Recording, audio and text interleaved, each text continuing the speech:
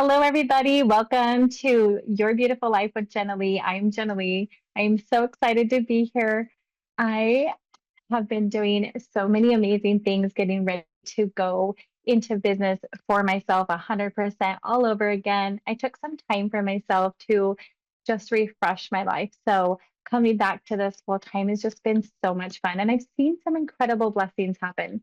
And I wanted to share one with you before I told some stories. Okay. So, Spirit has been telling me to go run out in nature. If you've ever known me, I don't like to run.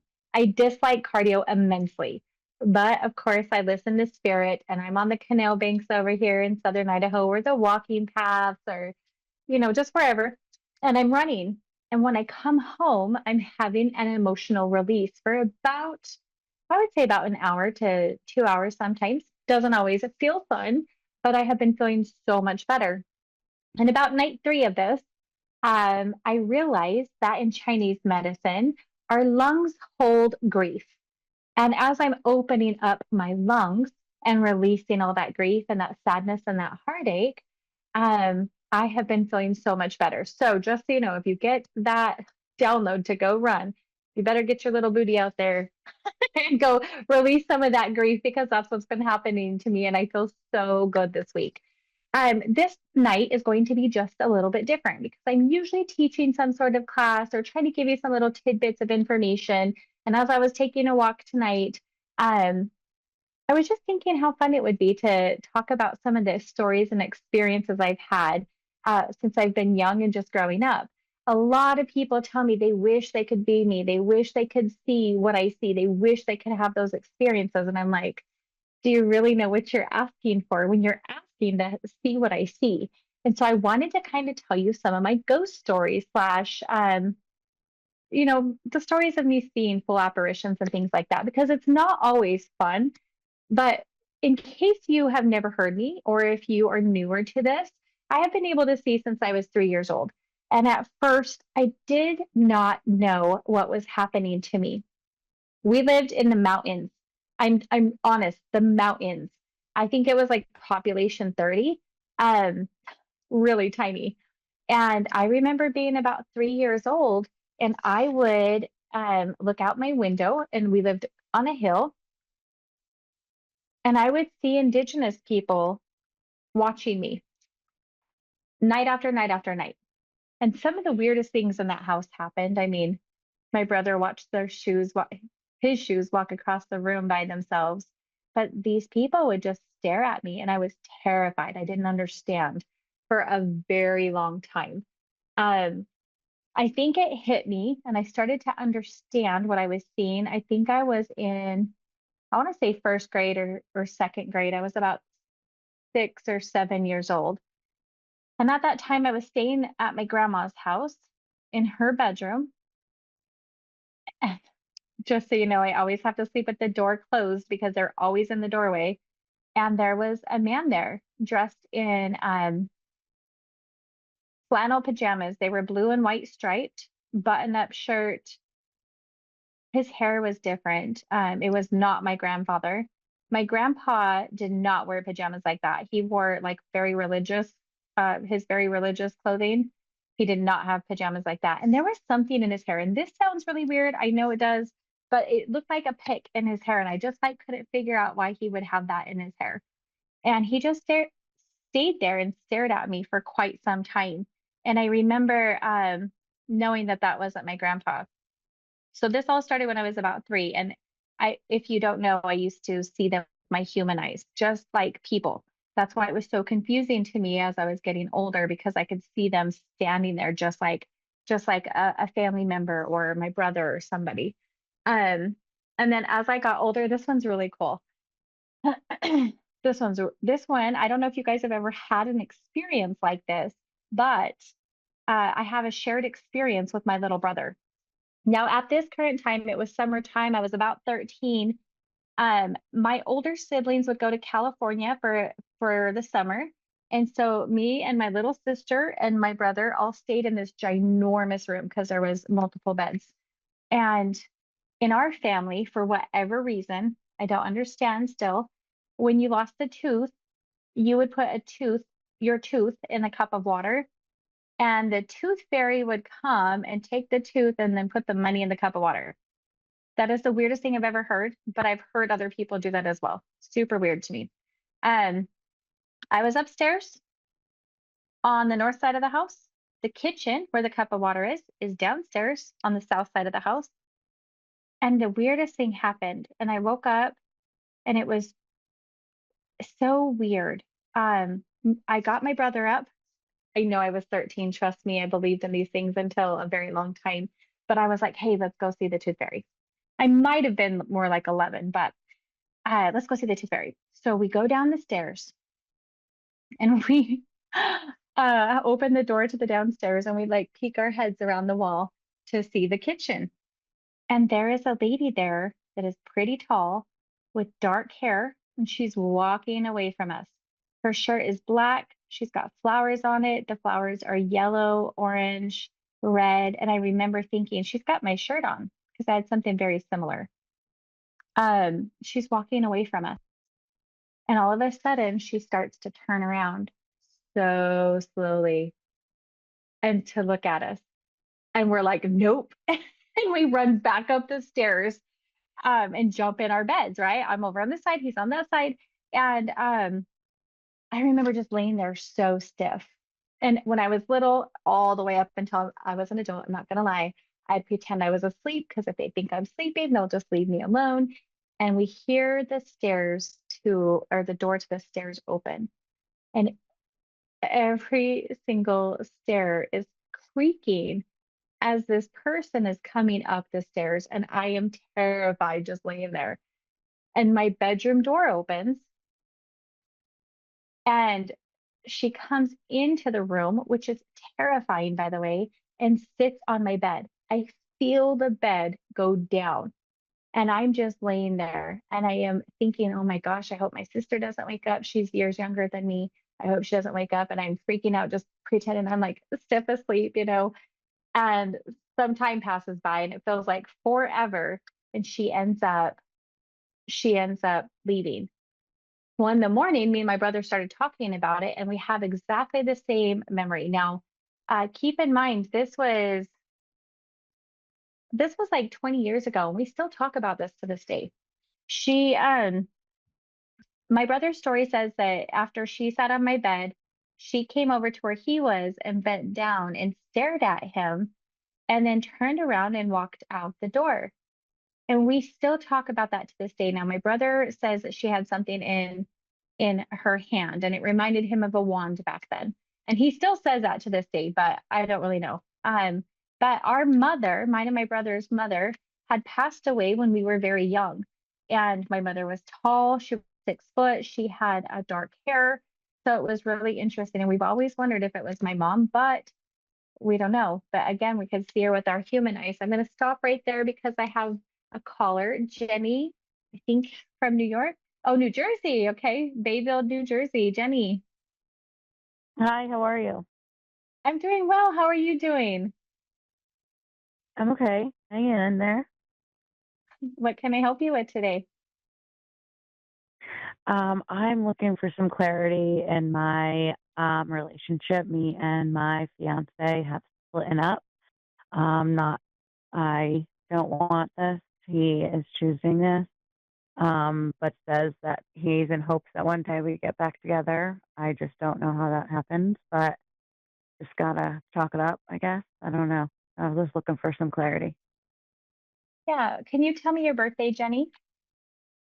July 18th, Of what year? 1985.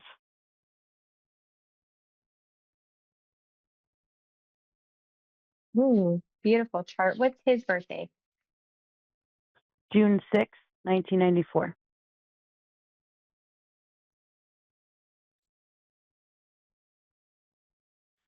Okay. Were you guys in any type of disagreement before this happened? Yeah, we're under a lot of tremendous stress, like life stress and just stress in general. Okay. Okay. Um, Please know as I'm telling you this, anything can change because everybody has free will. Do you understand? Mhm. Okay. I don't see this as a forever breakup. I don't see this as a forever thing. I think it's going to be temporary. Now, that being said, he does have free will and he could change everything that I'm telling you. I do not think that this is forever. I think you will get back together. I think that his brain just looks so cloudy, like he overthinks, and it's almost like he gives himself anxiety and talks himself out of things. And I think that he just Yeah. got so overwhelmed, he needs a little bit of distance to figure stuff out. I don't see anybody else involved. If that was something you were worried about, it literally is like he Y puts himself into a panic. Like, um, what were you gonna say? yeah, no, that's exactly he overthinks everything, and he kinda I know part of him wants to come home, and, like, I want him to come home, but I also know that part of him is, like, fighting with himself to not and, like, talking himself out of it, and I just don't understand what the point is in that, but he is also way younger than me, so I'm like, maybe this is just how this is supposed to go. Yeah. So I would tell you that in the meantime, um, if I were in your position, what I would be doing is uh, like not just praying about the situation, but literally visualizing him happy and healthy. And not to get your hopes up by any means, but I would visualize conversations of what it looks like for when he comes home. It's almost like he just needs to be surrounded with some protection. I would see his mind clear. I would see his decisions made. I would see, I'd be doing energy work for my person. I would be as much as he would accept it because they don't always like to accept it even in energy form, but I'd be doing energy work for my person, pulling off that negative energy and talking to him and blessing him with love and light and um seeing the conversations of him coming back and what does it look like when he's back and just really feel what it would feel like if he was back and his mind was clear and things were good. And that's going to help give him a little bit of a push and that it's also going to help to clear your mind and your energy as you're doing the work. I um I would do that every day if you can, not obsessively. It's like do it once or twice and then just let it go. So you're not obsessing and pushing it away. But do some work for your person. Pray for your person. See him happy and healthy and his mind clear. And that should make a huge difference in how things are going to go. Um, but I don't see that it's going to be forever as far as the breakup, I mean. Oh, good. Yeah. Okay, Does that help? amazing. Yes, of course. Okay. Do you have anything else I can help you with? Um, actually, yeah, my son has been suffering from, seizures out of nowhere, and I just don't I've taken him to place and everybody just keeps saying, "Oh, this is just a random thing. Sometimes you just have to chalk it up." And I'm like, "Well, that's just crazy because he was never doing this before. What is going Mhm. on How old here? is Is he? there anything wrong with him that I'm missing?" Yeah, I would assume I would look into a yeast infection. And I know that sounds weird, but you can have a candida, an overgrowth of candida anywhere in the body. And I have seen this Mm. actually many times where they have a candida build up in the brain and it makes seizures happen. So I would be doing some type of yeast cleanse, a candida cleanse, if you will, and see if that doesn't help you. Oh, wow. Okay, awesome. Yeah. All right. I'd love to hear back from you, especially when you figure out what's going on with your son. Please reach back out. I'd love to hear from you. Okay. Thank you so much. You're welcome. Have a great Have a night. great night. Bye-bye.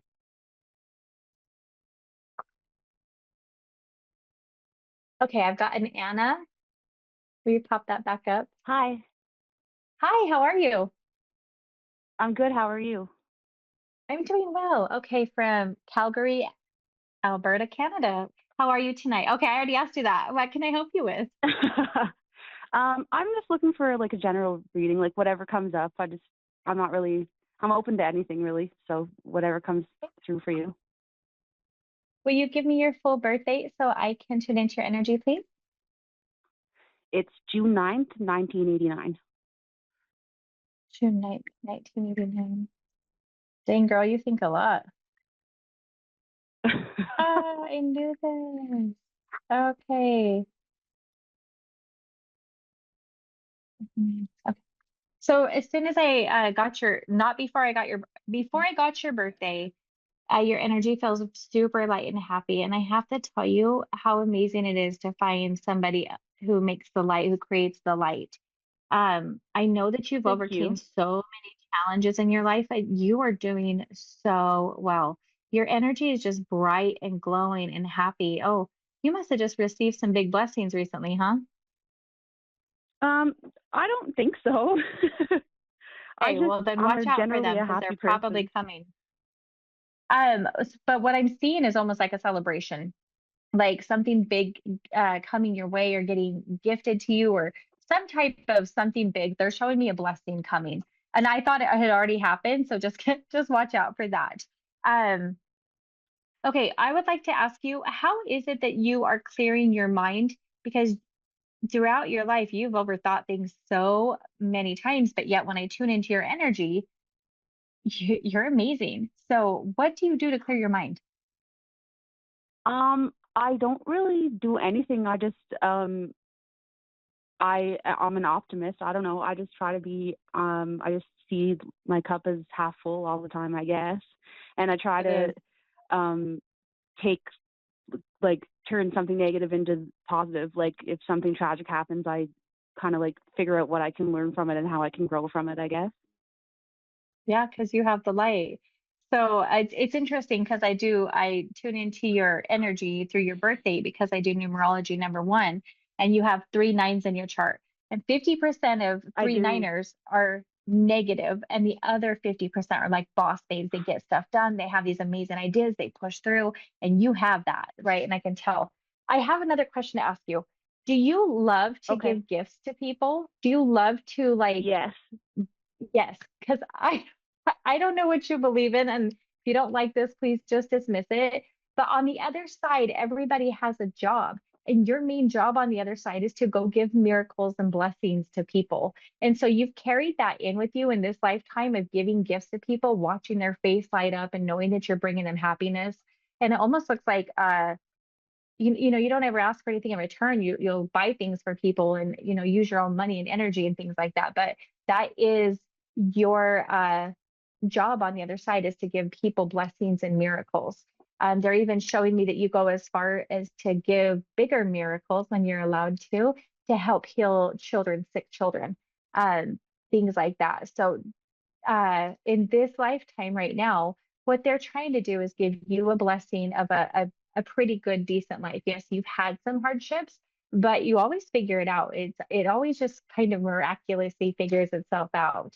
And so you're just experiencing another beautiful life because you're such a giving person. Does that make sense? Yeah, it does. Thank you. Yeah, what else? Do you have any questions right now though? Um, I kind of want to know like what's in store for like the next like month or so in terms of like my relationship and work, if you can. Mhm. Yeah, okay. And work, are you looking for a promotion at work? Not really a promotion. Like I'm looking to grow, I guess you could say. Yeah, going up. Yeah. So I do see some type of shift going on as far as I want to say career shift, but when I look, it doesn't look like you're going to be leaving. So that's why I would have called it a promotion, like something else is coming in, a different opportunity. What do you do for work? I have my own business and I also subcontract through other people too. Oh, okay. So there's probably opportunities there for like I don't know how, I don't know what you call that, but like new companies or somebody coming in and hiring your services or whatever it is. It like new opportunities of people coming in and utilizing you. Does that make sense? It does make sense. Yeah. So that okay. So the promotion thing, you're growing up. Yep. That's what I would say. There's other opportunities coming in. Um, why are you asking about your relationship? It feels pretty pleasant and happy. What's going on with that? Um, I'm just he's kind of closed off, so it's hard for me to like gauge what he's feeling and what where he stands in the in everything. You know what I mean? So when you're thinking that because he's closed off, are you thinking that he's not happy? Yeah, or like I don't know. It's just unknown to me, so it's frustrating. Yeah. Tell me his birth date, please, so I can tune in accurately. Pardon me? Will you tell me his birth date so I can tune in accurately to him? June 29th, 1978. June 29th. You Junes, man. June 29th of 19 what? 78. Okay.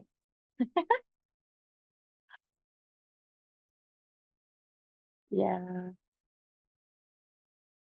Oh, he's got a beautiful chart. He really does. Um, I don't feel that he's unhappy. I don't feel that he's Okay. unhappy at all. Um, oh, it looks like he has a little bit of a hardship maybe opening up all the way and trusting because of the pain that he's felt in the past. So it's like, like 80%, like 75 or 80%, and he still hasn't come all the way together because he's a little bit afraid. But just because he's closed off does not mean he's unhappy. It feels happy. He needs to learn to communicate better. Um, I know you're trying to push him into that a little bit, it looks like, and he'll just do it on his own time. So just continue to be patient because he does not look unhappy at all. He's just still learning how to, I would say, trust how to let somebody all the way back in. And if you're patient, and you guys just keep working on the communication, it looks like it should just be fine. Okay.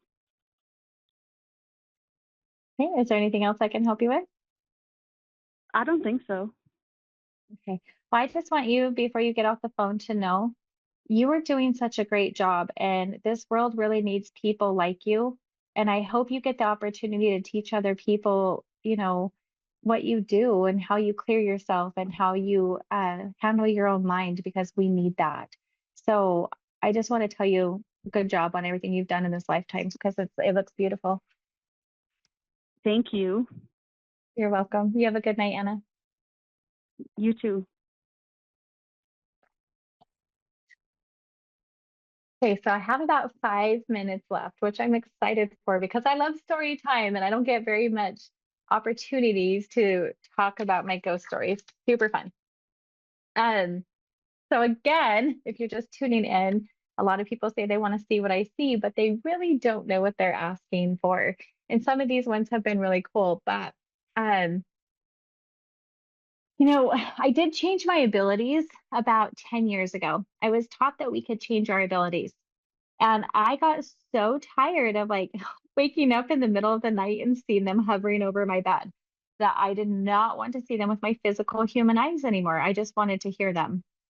So before I changed my abilities, though, there was another time I had my son. He was about 2 months old. Sorry, I was thinking about that. 2 months old. And we were sitting in the living room. Of course, he was in his car seat. It was Christmas time. I was wrapping some presents, and I just said, "Hey, we should pray." And I just start praying out loud while I am wrapping these presents.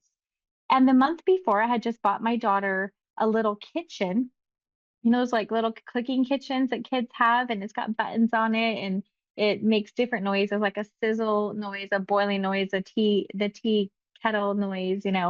And one of those buttons had gone off. And I kind of like looked at it and I thought, well, that's weird. And so I went over there and jumped around and thought maybe it just felt some vibration and it never went off again. And I went and sat down by my son and started, kept wrapping the papers and the presents. And then every single button got pushed right on that kitchen. And I remember looking over there.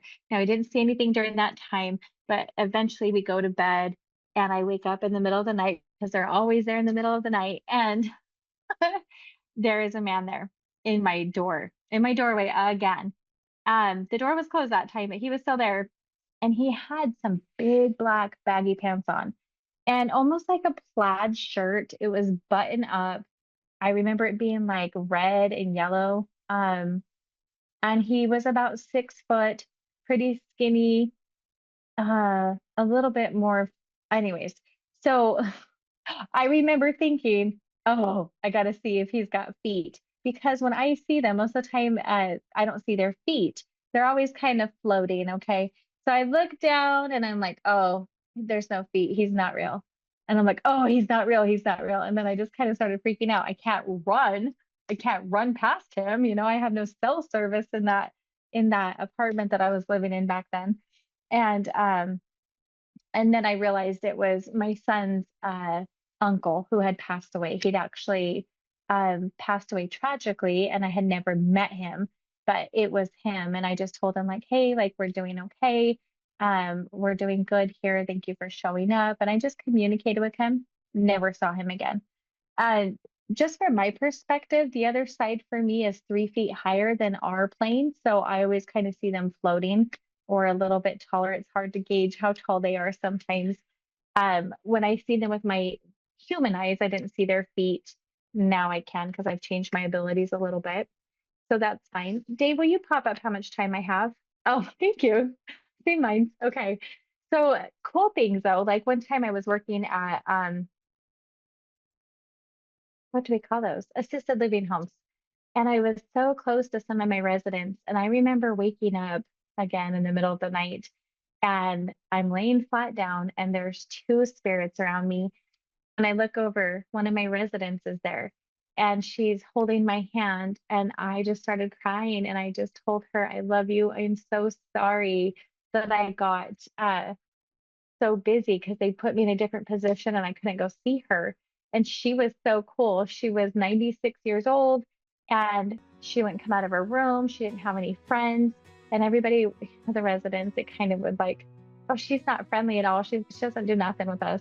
But come to find out, she just couldn't hear them. She was mostly deaf and they wouldn't communicate accurately. So I used to go sit in her room and hang out with her. And eventually she came out and made friends and I taught everybody like how to communicate with her so that she could hear them. And she was bowling with us at, you know, but she had gone to cross over and I knew because she came to tell me thank you and give me the most amount of love possible. So it was pretty cool moments. But anyways, time is out for the night. So I will see you back here Wednesday at 8:30 Mountain Standard Time, 10:30 Eastern Time. And it was so much fun sharing stories with you. Have a good night, guys.